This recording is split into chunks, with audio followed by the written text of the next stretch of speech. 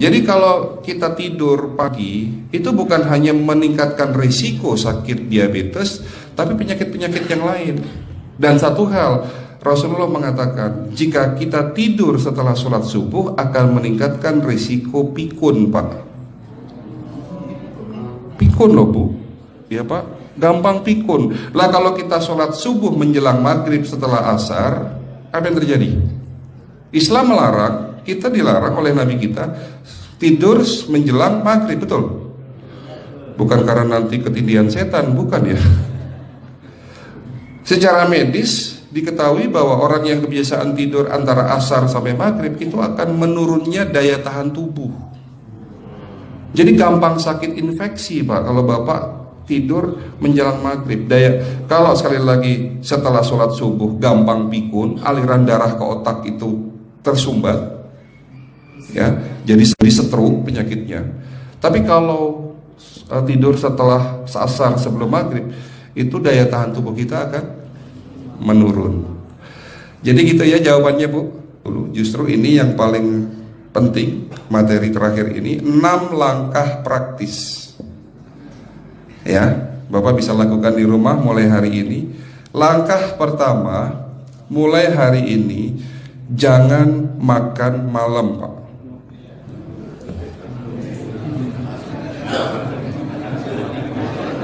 Ya,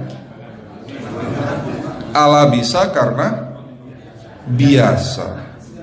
Memang awalnya sulit, yang sudah kebiasaan makan malam itu sulit. Alasannya nanti nggak bisa tidur, Dok, betul ya? Nanti perutnya kembung, mual dan sebagainya. Itu karena kebiasaan. Dulu pun saya begitu. Tapi kalau sekali-sekali boleh, Pak. Misalnya diundang hajatan gitu, tetangga ada yang kawinan, hajatan, ya enggak apa-apa, menghargai itu makan malam. Tapi sekali-sekali itu. Tapi kalau tiap hari ini yang enggak boleh, betul ya, Pak? Jangan makan berlebihan dan jangan makan malam. Makan sate boleh nggak, Pak? Boleh, siapa bilang nggak boleh? Sate itu, Bapak tahu daging kambing. Daging kambing, daging domba adalah makanan sehat, tidak berkolesterol. Yang kolesterol itu lemaknya, Pak. Tapi kalau Bapak makan daging murni, dagingnya tok, ya sehat, Pak. Yang nggak boleh itu santannya. Jadi makan gulai itu jangan, kalau gulai sate aja udah, ya, ataupun dibuat apalah, dibuat empal, ya. Oke, itu yang pertama. Yang kedua, tolong catat, jangan tidur larut malam, Pak. Batasan tidur jam berapa, Pak? Jam 11 paling telat harus sudah tidur. Kenapa? Apa penjelasan medisnya? Orang yang tidur di atas jam 11 akan terganggu fungsi livernya, Pak. Dimana liver kita ini fungsinya banyak. Ya, ada 500 fungsi liver loh, Pak. Fungsi jantung ada berapa, Pak? Fungsi jantung 1. Fungsi jantung tugasnya untuk mompa darah. Fungsi ginjal ada berapa? 2. Absorpsi dan filtrasi. Fungsi liver 500 fungsi. Jadi organ yang paling berat dalam tubuh kita kerjanya adalah liver. Liver akan rusak manakala kalau kita tidur di atas jam 11 malam. Berarti 500 fungsi liver bisa rusak, Pak. Ini salah satu penyebab diabetes. Bukan hanya kerusakan pankreas, tapi rusaknya liver bisa jadi penyakit diabetes, Pak.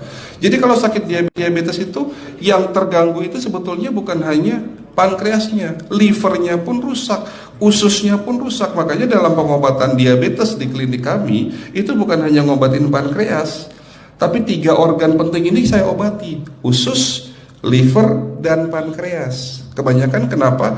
Kalau dalam pengobatan tradisional mereka tahunya diabetes itu hanya pankreas, ya kan? Tapi di sini dalam pengobatan holistik, orang yang kena liver itu 3 organ ini pasti rusak: usus, liver, dan pankreas. Salah satu penyebab dari kerusakan liver akibat kebiasaan tidur larut malam. Jadi salah satu penyebab diabetes pun bisa karena tidur larut malam.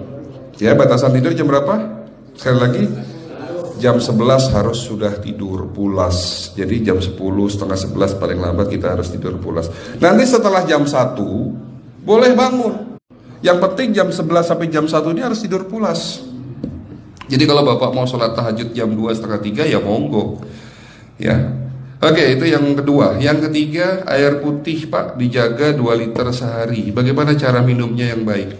Rasulullah sudah ngajarin kita ada 6 sunnah. Harus duduk, pakai tangan kanan, seteguk demi seteguk, membaca basmalah di saat minum, diakhiri dengan alhamdulillah, kan begitu. Ya, pagi hari minum 1 gelas, bangun tidur sebelum sholat subuh. Setelah sholat subuh boleh teh, tapi juga dibilas dengan 1 gelas air putih. Sebelum mandi nanti Pak, minum air hangat. Kalau Bapak mandinya pakai air dingin boleh, tapi sebelum mandi minum air hangat, biar tubuh kita ini jangan terlalu dingin di saat kita kena air dingin. Sampai maghrib pastikan 2 liter sudah masuk dalam tubuh kita. Malam mau tidur, tolong perhatikan Ibu ya, malam mau tidur jangan banyak-banyak minum. Nggak boleh minum malam itu segelas sampai 2 gelas mau tidur. Cukup seteguk 2 teguk saja. Karena kalau sampai kita minum mau tidur 1 gelas besar, ginjalnya malah rusak Pak. Ya. Oke, itu yang ketiga. Yang keempat, puasa. Lakukan puasa secara rutin, insya Allah kita sehat. Nah, untuk penjelasan atau materi puasa nanti bisa hubungin staf saya. Nanti di bulan Ramadan tahun ini, kalau memang masih ada slot 1 sampai hari ke-20, saya bisa mengisi manasik kesehatan yang berkaitan dengan manfaat puasa untuk kesehatan. Insya Allah kalau memang masih ada slot waktunya, karena kita di bulan Ramadan hanya 20 hari kita ngisi manasik. Ya, oke, itu yang keempat. Langkah keempat. Langkah 1, 2, 3, 4. Langkah kelima. Nah, sebelum saya menjawab yang kelima, saya ingin membacakan sebuah sabda Rasulullah. Rasulullah bersabda, di dalam tubuhmu ada segumpal daging. Jika segumpal daging itu sakit, akan sakitlah seluruh tubuhmu. Dan jika segumpal daging itu rusak, akan rusaklah seluruh tubuhmu. Apa itu segumpal daging? Segumpal daging itu adalah hati. Tapi ternyata yang dimaksud Rasulullah itu bukan liver Pak. Yang dimaksud Rasulullah adalah hati kita, roh kita, jiwa kita, perasaan kita. Kalau hati kita rusak, kita banyak penyakit hati, iri, dengki, sombong, takabur dan sebagainya. Penyakit fisik akan muncul dalam tubuh kita. Ya, tidak ada orang stres itu sehat, betul tidak Pak? Tidak ada orang yang suka marah-marah itu sehat, betul tidak? Bahkan Rasulullah mengajar senyum adalah ibadah. Senangkan orang lain, permudah urusan orang lain, insya Allah kita sehat. Ya, jadi itu langkah ke-5. Langkah 1 sampai langkah ke-5 sifatnya individual. Bapak bisa lakukan sendiri di rumah. Tapi langkah ke-6 ini butuh bantuan pihak dokter atau rumah sakit. Kira-kira langkah ke-6 apa Pak? Lakukan pemeriksaan sebelum sakit. Jadi periksa itu jangan nunggu sakit baru periksa. Jangan seperti kayak Bu Ustazah tadi, diajak periksa, jawabannya takut ketahuan penyakitnya. Setelah stroke baru datang ke klinik untuk minta diperiksa. Kalau sudah stroke susah nggak nyembuhinnya Pak? Kata kayak beliau nih, sudah 2 tahun tidak sembuh-sembuh karena sudah terlanjur stroke. Tapi kalau beliau melakukan general check up, mohon maaf ya Pak, kalau beliau melakukan general check up rutin, insya Allah tidak akan kena stroke, karena sebelum stroke sudah diobati dulu. Karena stroke ini bisa kita lihat dalam scanning dengan alat yang saya punya, insya Allah kelihatan ini. Oh ini sudah mulai ada tanda-tanda mau penyumbatan, buru-buru diobati. Memang takut Pak, tapi pesan saya jangan takut. Ya, lakukan pemeriksaan supaya kita tahu, supaya kita kenal. Gitu ya Pak. Jadi kira-kira di jemaah ini ada enggak yang mau saya ajak periksa kita semua? Pesan terakhir dari saya, lakukan pemeriksaan sebelum terlambat. Ini pesan saya dan pesan seluruh dokter di dunia sebetulnya. Lakukan pemeriksaan sebelum terlambat. Ya, karena dengan kita melakukan pemeriksaan kita akan kenal tubuh kita. Kalau sudah kenal kita akan sayang sama tubuh kita. Betul Pak? Ada pepatah mengatakan tidak kenal tidak sayang. Cukup sekian dari saya. Mohon maaf kalau penyampaian kami kurang baik.